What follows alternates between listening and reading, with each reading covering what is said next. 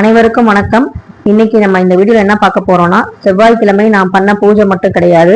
இன்னைக்கு தேய்பிறை அஷ்டமியில நம்ம என்னெல்லாம் செய்யலாம், கடன் தீர்வதற்கு நம்ம சொல்ல வேண்டிய மந்திரம் என்ன, பைரவ மூர்த்தியை எந்த மாதிரி விளக்கேற்றி வழிபாடு செய்யலாம், அதே மாதிரி செவ்வாய் ஹோரையில கடன் அடைக்கக்கூடிய ஒரு அற்புதமான நேரம், குளிகை நேரமும் கடனை அடைக்கக்கூடிய ஒரு அற்புதமான நேரம்.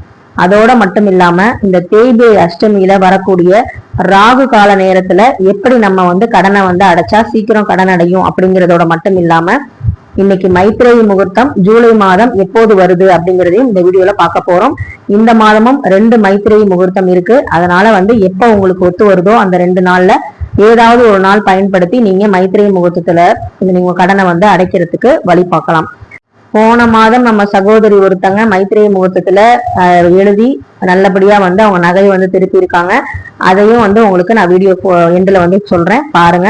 ஸோ வாங்க வீடியோக்குள்ள போலாம். இன்னைக்கு செவ்வாய்க்கிழமை அப்படிங்கிறதுனால காலையில கொஞ்சம் சீக்கிரமாவே எழுந்திரிச்சிட்டேன். ஏன்னா மற்ற நாள்ல பாத்தீங்கன்னா பூக்கள் நான் விளக்குக்கு மட்டும் வச்சா போதும், பிரம்ம முகூர்த்த தீபம். ஆனா செவ்வாய் வெள்ளினா எல்லா சுவாமிக்குமே நான் பூக்கள் வைப்பேன். ஸோ அதனால அதுக்கெல்லாம் டைம் ஆகும்னு சொல்லிட்டு நேத்தே வீடை ஃபுல்லா மாப் பண்ணி கிளீன் பண்ணி எடுத்தாச்சு.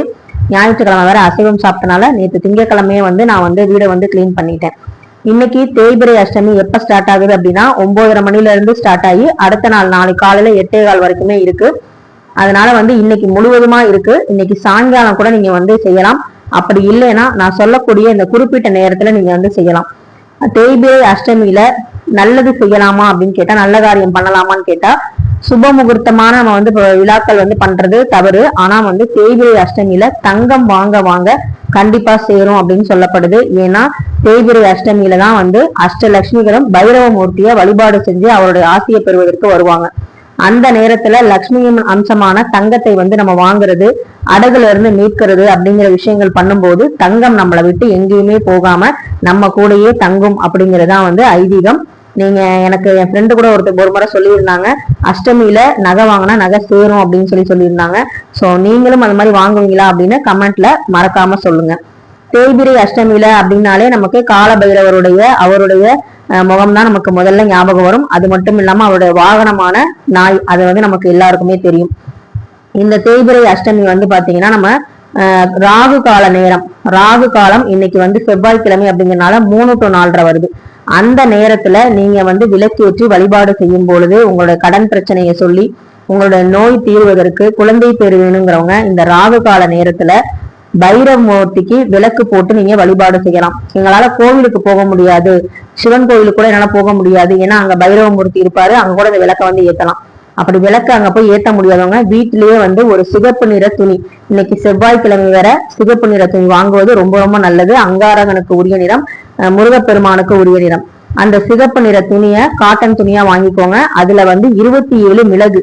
இந்த மிளகு பாத்தீங்கன்னா திருஷ்டியை போகிறதுக்கும் நம்ம கிட்ட இருக்கிற நெகட்டிவ் எனர்ஜியை வெளியேற்றுவதற்கும் பயன்படுது. இந்த 27 மிளகையும் அதுல முடிச்சு மாதிரி கட்டி ஒரு அகண்ட அகல் விளக்குல நீங்க 2 தீபமா ஏத்தலாம். 2 அகல் விளக்குல அந்த முடிச்ச வச்சு நல்லெண்ணெய் இல்லைன்னா இழுப்ப எண்ணெய் இதை கொண்டு நீங்க இல்லைன்னா தேங்காய் எண்ணெய், இத 3 எண்ணெயில ஏதாவது ஒரு எண்ணெயை பயன்படுத்தி நீங்க இந்த விளக்க ராகு கால நேரத்துல கோவில்ல, சிவன் கோவிலையும் ஏத்தலாம், பைரவர் கோவிலுக்கு போக முடிஞ்ச தனியா இருக்கு அப்படின்னா அங்கேயும் போய் ஏத்தலாம்.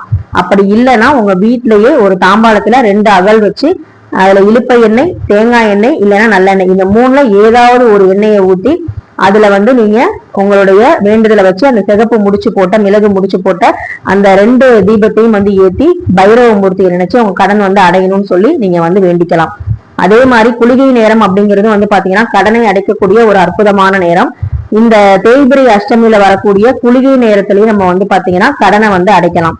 அப்படி அடைக்கும் போது நமக்கு பாத்தீங்கன்னா அந்த நேரத்துல நமக்கு கடன் அடையும் போது தொடர்ந்து நம்மளோட கடன் பாத்தீங்கன்னா குறையறத நம்மளால கண் கூட பார்க்க முடியும்.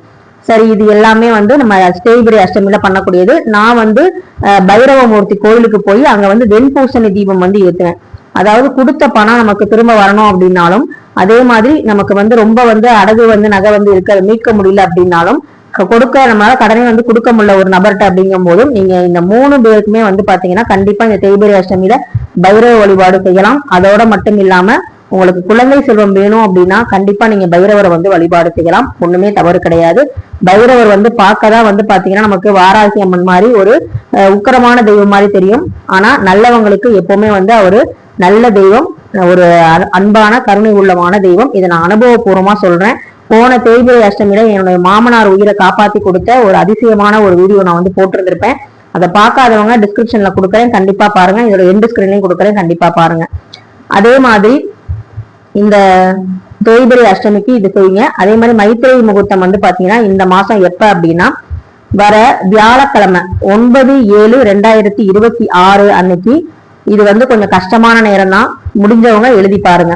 இது வந்து பாத்தீங்கன்னா அதிகாலை, அதாவது ஒரு 12:22, அதாவது நள்ளிரவுன்னு எடுத்துக்கலாம் இல்ல அதிகாலைன்னு எடுத்துக்கலாம். 12:22 AM முதல் 1:58 வரைக்கும் வந்து அந்த நேரம் வந்து இருக்கு. வர வியாழக்கிழமை 9ஆம் தேதி. அதுக்கு அடுத்த மைத்திரை முகூர்த்தம் ஜூலை 24 வெள்ளிக்கிழமை மாலை 2:22 PM முதல் 4:41 வரைக்குமே இருக்கு. நீங்க வந்து மாலை வேளையில உங்களால எழுத முடியும்னா நீங்க வந்து அப்ப கூட எழுதிக்கலாம்.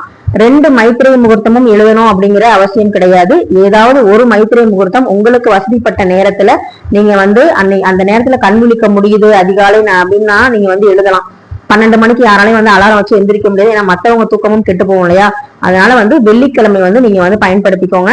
சோ உங்களுக்கு எந்த நேரமும் இல்ல 2 நேரமும் நான் எழுதுறேன், எனக்கு கடன் தொல்லை ரொம்ப இருக்கு அப்படின்னா நீங்க கண்டிப்பா வந்து அதை வந்து பயன்படுத்திக்கோங்க. நம்ம சேனல்ல ஆன்மீகம் அப்படிங்கிற பிளேலிஸ்ட்ல அந்த மைத்திரை முகூர்த்தத்தை பத்தி நிறைய விஷயங்கள் நான் வந்து சொல்லியிருக்கேன், லாங் வீடியோ போஸ்ட் பண்ணிருக்கேன். அதை பார்க்காதவங்க கண்டிப்பா வந்து பாருங்க.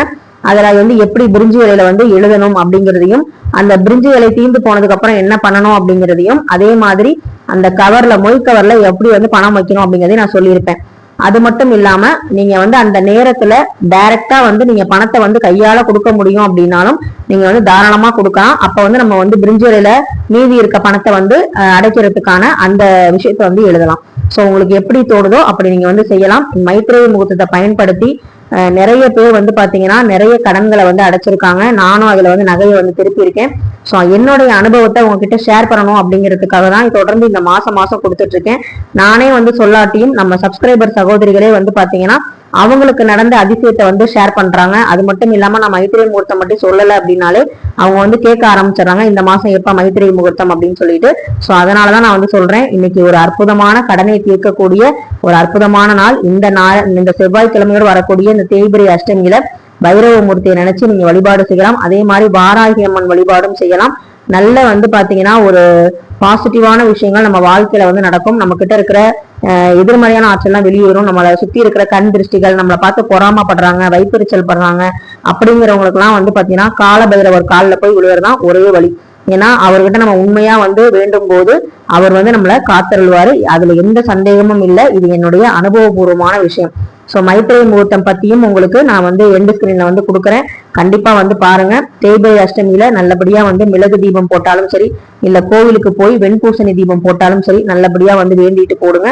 எல்லாமே வந்து நல்லபடியா நடக்கும். ஆனா இந்த மாதிரி தீபங்கள் எல்லாம் கோவில்ல ஏத்துறது அப்படிங்கிறது வீட்டுல ஏத்துறத விட ரொம்ப நல்லது. அதே மாதிரி இன்னைக்கு நான் வந்து பைரவ மூர்த்திக்கு ஒரு ஸ்பெஷலான ஒரு தீபம் வந்து ஏத்த போறேன். அது என்னங்கிறத நான் சாயங்காலம் உங்களுக்கு ஷார்ட்ஸ்ல வந்து கொடுக்குறேன். ஸோ வீடியோவை தொடர்ந்து வந்து வாட்ச் பண்ணுங்க. உங்களுக்கு நிறைய பாசிட்டிவான விஷயங்கள் நடக்கிறதுக்காக என் லைஃப்ல நான் வந்து எப்படி வந்து என்னோட ஆன்மீக விஷயங்களை ஃபாலோ பண்றேன், ரொம்ப எளிமையா, ரொம்ப ஆடம்பரம் இல்லாம, எந்த ஒரு டெக்கரேட்டிவ் ஐட்டம்ஸ் எல்லாம் வாங்கி வைக்காம ஒரு சிம்பிளா எப்படி வந்து சாமி கும்பிடலாம் அப்படிங்கறதான் என்னுடைய தாட் ப்ராசஸ். ஏன்னா வந்து பாத்தீங்கன்னா ரொம்ப வந்து எல்லாராலையும் இந்த மாதிரி விஷயங்கள் எல்லாராலையும் செய்ய முடியாது. நான் வந்து செய்யற பூஜைகள் எல்லாராலையும் செய்ய முடியும், ரொம்ப எளிமையாவும் செய்ய முடியும், மனசுக்கு ரொம்ப திருப்தியாவும் செய்ய முடியும். சோ இன்னைக்கும் திரும்ப நான் வந்து நேற்று ஒரு நன்றி சொல்லியிருந்தேன், அதே மாதிரி இன்னைக்கும் உங்களுக்கு நன்றி சொல்றேன். தொடர்ந்து என்னை சப்போர்ட் பண்ண சகோதர சகோதரிகள் அனைவருக்குமே ரொம்ப ரொம்ப நன்றி. உங்க குடும்பத்துல இருக்க எல்லாருமே நல்லபடியா இருக்கணும், செல்வ செழிப்போட இருக்கணும். அந்த மகாலட்சுமியின் அருளோடையும் குலதெய்வத்தோட ஆசையோடையும் விநாயக பெருமான், முருகன், அந்த சிவ குடும்பத்தோட ஆசையோடையும் பரிபூர்ணமான ஆசை எல்லோருக்கும் கிடைக்கும்னு சொல்லி நானும் வேண்டிக்கிறேன். இன்னைக்கு ஒரு அற்புதமான நாள்ல இந்த விஷயத்த உங்ககிட்ட பகிர்ந்துகிட்டதுல ரொம்ப ரொம்ப சந்தோஷம். அந்த சகோதரி வந்து சொல்லியிருப்பாங்க, அதை வந்து நான் கமெண்ட் வந்து உங்களுக்கு பின் பண்ணிருக்கேன் பாருங்க எண்ட்ல. கண்டிப்பா வந்து நீங்களும் வந்து இந்த மாதிரி கடன் இல்லாத வாழ்க்கை, நோய் இல்லாத வாழ்க்கை, புத்திர சோகம் இல்லாத வாழ்க்கை, இதெல்லாம் நம்ம வந்து வாழணும் அப்படின்னா அந்தந்த நாளுக்குரிய கடவுள்களை, அந்த சக்திக்குரிய கடவுள்களை நம்ம வந்து வணங்கி நம்ம வேண்டது அப்படிங்கிறது ரொம்பவே நல்லது. ஸோ வீடியோவை நீங்க முழுசா பார்த்தவங்க எல்லாருக்குமே ரொம்ப நன்றி. மைத்ரேய முகூர்த்தம் நான் வந்து டைப் பண்ணி போட்டிருப்பேன், நீங்க கரெக்டா வந்து நோட் பண்ணிக்கோங்க, ரிமைண்டர்லயும் வந்து ஸ்டோர் பண்ணி வச்சுக்கோங்க. அப்பதான் வந்து பாத்தீங்கன்னா உங்களுக்கு மறக்காம அதை வந்து எழுத முடியும். ஸோ மைத்ரேய முகூர்த்தம் அப்படிங்கிறது ரொம்ப சக்தி வாய்ந்தது. நகையை மட்டும் இல்ல, கடனையும் தீர்க்கக்கூடியது. அதே மாதிரி கடனை அடைக்கக்கூடிய பைரவமூர்த்தி மந்திரம் என்ன அப்படின்னு நோட் பண்ணிக்கோங்க. ஓம் ஸ்வானத்வஜாய வித்மகே சூலஹஸ்தாய தீமகி தன்னோ பைரவ பிரசோதயாத் அப்படிங்கிற மந்திரத்தை 108 முறை சொல்லுங்க, உங்க கடன் எல்லாம் தீரும். நன்றி.